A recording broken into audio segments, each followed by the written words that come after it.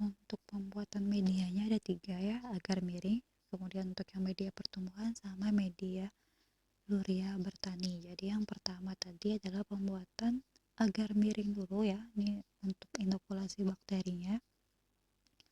Pembuatan media di sini memang digunakan sebagai media ya,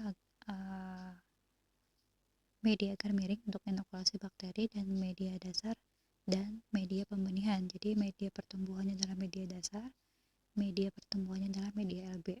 Nah, pembuatan media yang untuk agar miring bisa dilihat di slide ya. Jadi ada penimbangan, ada dilarutkan, kemudian dituang, disterilisasikan, kemudian diinkubasi ya pada suhu ruang. Terus untuk media pertumbuhannya tadi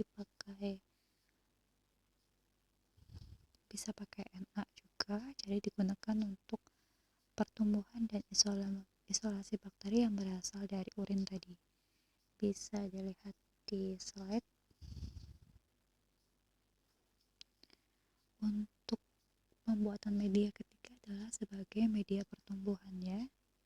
Nah, ini digunakan bukan media pertumbuhan, tetapi media pembenihan. Jadi menggunakan cakram antibiotik. Nah, ini sebagai media pengujian kepekaan antibiotiknya.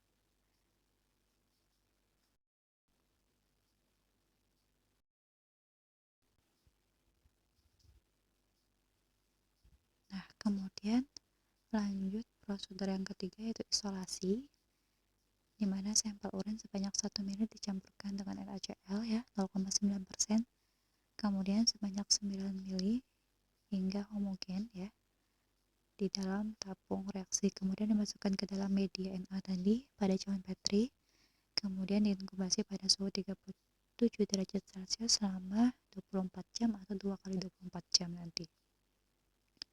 Nah, nanti kalau identifikasinya lebih kepada uji morfologi dengan pewarnaan gram ya, untuk identifikasi bakterinya dengan pewarnaan gram.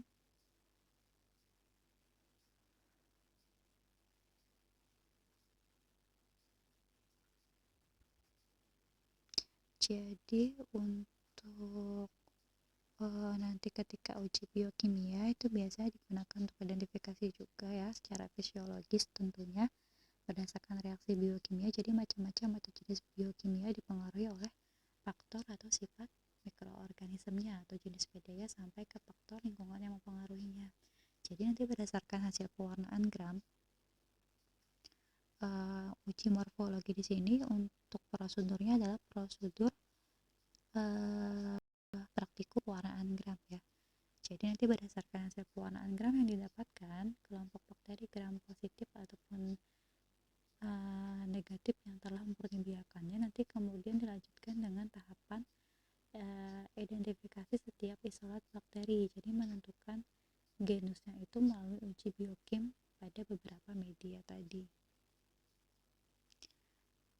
Nah, setelah itu nanti kan tadi uji biokim untuk menentukan tergantung tadi apakah yang dilihat adalah uji indolnya, uji katalasanya, uji H2S-nya ya, dan lain-lain. Kalau yang uji kalau yang dikatakan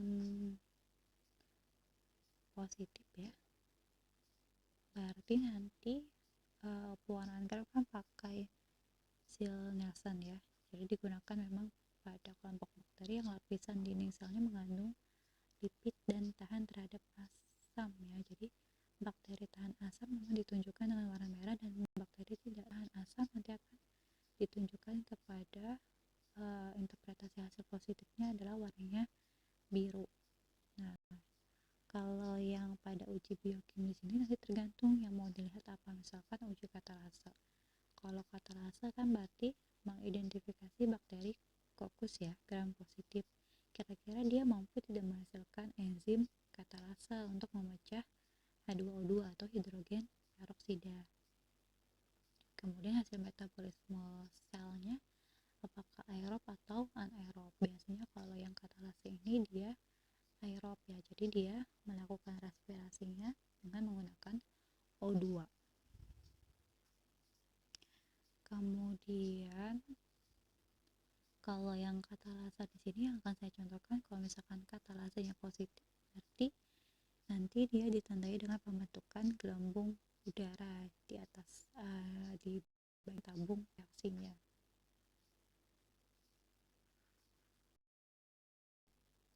Kalau yang uji kepekaan antibiotik, nah di sini juga tidak terliti ya untuk prosedurnya, jadi kita lihat di